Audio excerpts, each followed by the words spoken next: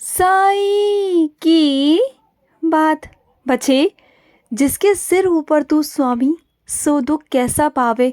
सोचो मेरे बच्चे, तुम्हारे ऊपर तुम्हारा स्वामी है मेरे बच्चे, तुम्हारे ऊपर तुम्हारा साईं है, तुम्हारे साईं का हाथ है, तुम्हारे साईं का आशीर्वाद है, तो फिर उसे कैसा दुख है मेरे बच्चे। हाँ, अगर संसारिक दुखों की बात करता है तो संसारिक दुख तो तभी है ना जब वो उसे अपनाता है, यानी कि संसार में रहकर हर किसी को अपना मानना, हर किसी के साथ में घुलना मिलना, उससे जुड़ जाना उसका दुख का कारण होता है मेरे बच्चे।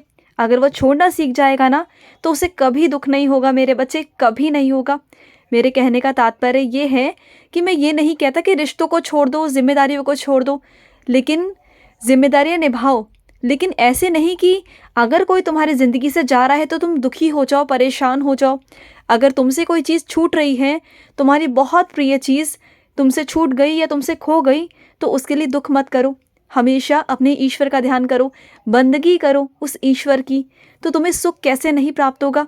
इस संसार में ना ऐसा कुछ भी चीज़ नहीं मेरे बच्चे जो तुम्हें प्रभावित कर सके या तुम पर हावी हो सके।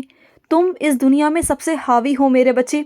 जो मनुष्य है ना, मनुष्य चाहे ना तो अपने दिमाग को अपने काबू में रख कर ना सब कुछ कर सकता है, सब कुछ।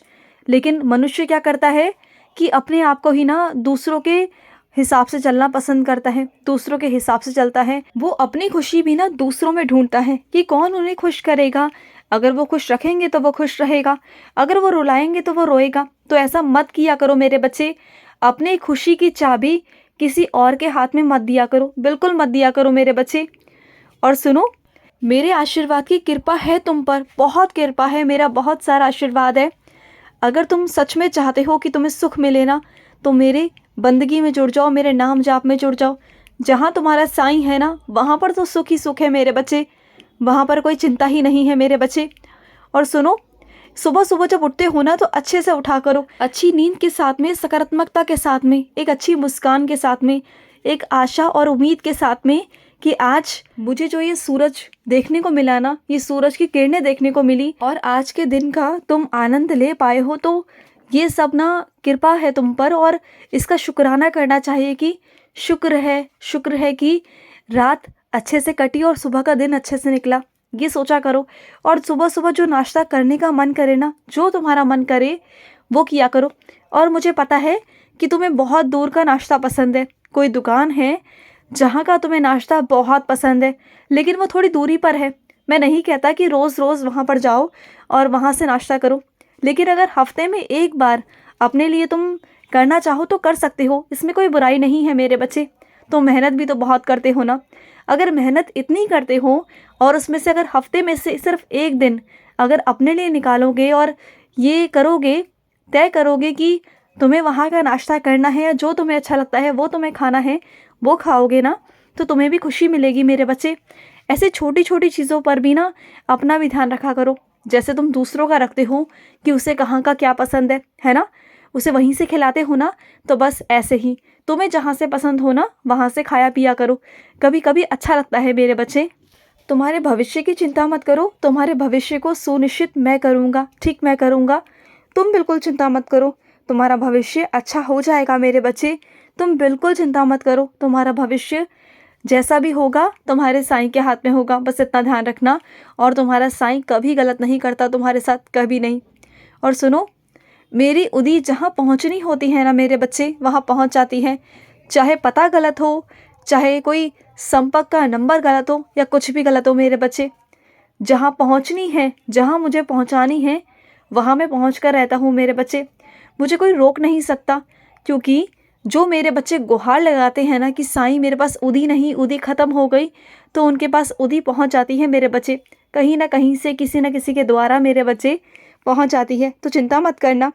और सुनो, तुम्हें लगता है ना कि कुछ लोग पहले तुम्हारे साथ बहुत अच्छे से बर्ताव करते थे और आजकल उनका जो व्यवहार है वो आजकल कुछ अलग सा हो गया है, कुछ अलग सा ही वो बर्ताव करते हैं तुम्हारे साथ। कड़वाहट उनके मन में तुम्हारे लिए भर गई है और वो बहुत कड़वाहट भरे और ना नफ़रत भरे तुम्हें जवाब देते हैं हमेशा। तो सुनो, उनके मन में कड़वाहट नहीं आई है, लेकिन कोई ऐसा इंसान है जो उन्हें भरने की कोशिश कर रहा है मेरे बच्चे तुम्हारे खिलाफ। और तुम उसमें कुछ कर भी नहीं सकते, मैं जानता हूँ। अगर कोई तीसरा इंसान उसे भर रहा है ना, तो तुम उसमें कुछ नहीं कर सकते मेरे बच्चे। बस मेरा नाम जाप करो, धीरे धीरे उनके आगे ना सारी सच्चाई आ जाएगी। वो जिसके बहकावे में आ रहे हैं ना, और उसके बहकावे में आकर तुम्हारे साथ रिश्ता तोड़ रहे हैं, तुम्हारे साथ खरवा व्यवहार कर रहे हैं ना, तो उन्हें सब समझ में आ जाएगा। एक ना एक दिन सब समझ में आएगा उनके। और सुनो मेरी बात को, कुछ लोग ना मेरे बच्चे ऐसे हैं जो तुमसे बहुत प्यार तो करते हैं, लेकिन तुम्हें दिखाते नहीं, तुम्हें जताते नहीं। वो ना तुम्हारे पीठ पीछे से ही ना इतनी ज़्यादा प्रार्थना करते हैं तुम्हारी तबीयत के लिए, तुम्हारे लिए, तुम्हारी रक्षा के लिए। इतनी प्रार्थना करते हैं, मुझसे बहुत प्रार्थना करते हैं, और कहते हैं कि साईं उन्हें संभाल लो, क्योंकि वो तुमसे बेइंतहा प्यार करते हैं, बहुत प्यार करते हैं मेरे बच्चे। वो तुम्हारी आंखों में आंसू नहीं देखना चाहते, बिल्कुल नहीं। बल्कि वो ये कहते हैं कि उनकी उम्र भी तुम्हें लग जाए, उनकी खुशियाँ भी तुम्हें मिल जाए। इतना प्यार करते हैं वो तुम्हें। लेकिन मैं ऐसा तो नहीं कर सकता ना, उनकी हिस्से की खुशी मैं उन्हीं को दूंगा, और तुम्हारे हिस्से की खुशी मैं तुम्हें दूंगा। बल्कि हाँ, उनकी प्रार्थना के ज़रिए मैं तुम्हारी खुशी को दुगना कर दूंगा मेरे बच्चे, दुगना कर दूंगा। और सुनो, जब तुम मेरे मंदिर जाओ या कहीं गुरुद्वारे जाओ ना, कहीं भी जाओ मेरे बच्चे, तो खाली हाथ मत जाना। कुछ ना कुछ प्रसाद अपने साथ लेकर जाना मेरे बच्चे, खाली हाथ मत जाना। जो भी सत्संग होगे ना, या जो भी संगत होगी, उन सब में बांटना मेरे बच्चे। मुझे बहुत अच्छा लगेगा जब तुम प्रसाद लेके जाओगे ना, तो मुझे अच्छा लगेगा मेरे बच्चे।